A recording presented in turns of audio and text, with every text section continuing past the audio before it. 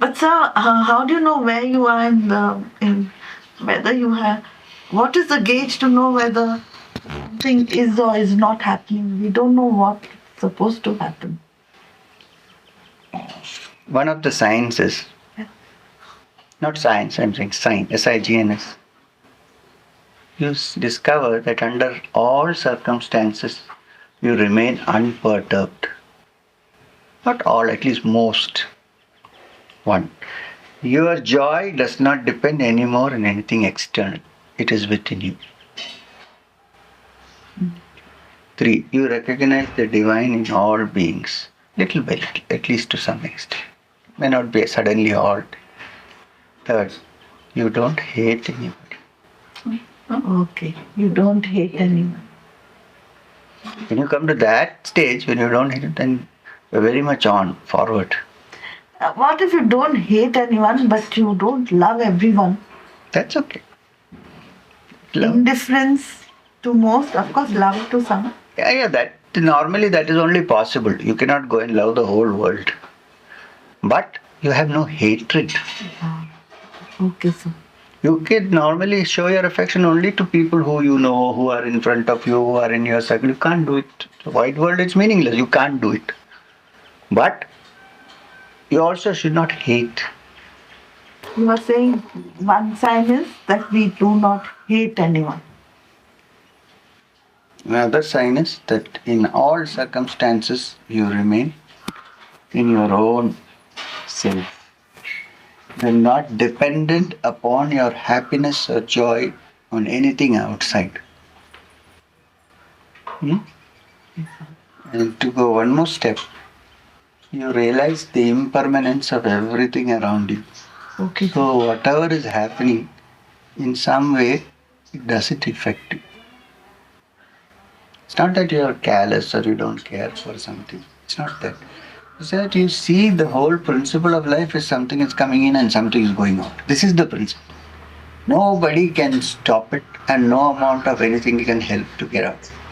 So to accept it and be. This is the sign of going deeper into your own self. If these things don't appear, even if you see lights, which are all good, which are signposts. Even if you see lights or you see visions or you can hear somebody talking far away or you can read somebody's minds, makes no difference if these qualities do not happen. If these qualities happen, if these things, then the mind becomes absolutely quiet.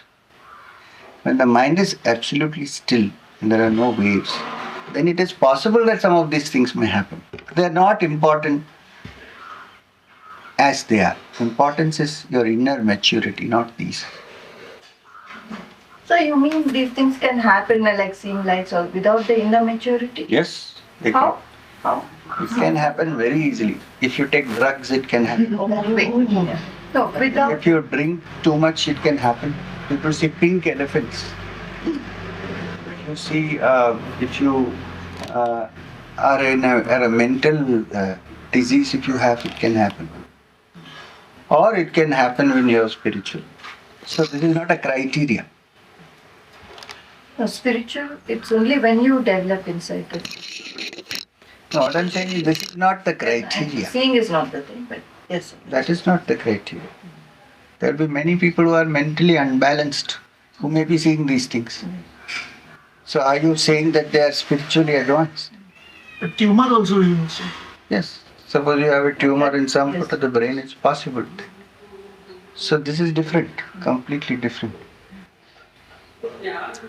If all these qualities are there, if one learns to live within oneself without being dependent on any external factor, then one is free and independent. In such cases also this may happen. All I am saying is that this is not the criteria. Because this is happening, it doesn't mean one has come here. Okay. One. Secondly, as you go, see what happens is, also when you go into the spiritual field, you should not be aiming at this. It may come as a side product, but you should not be aiming at it. Because if you're aiming at this, Instead of a spiritual journey, you are actually looking for power. A spiritual journey is not a search for power, it's a search for peace and happiness and quietude, not power. If because you are spiritually on a higher level, you may have some power, that is different. But if you begin the spiritual search because of power, then you are actually searching for power, not for spirit.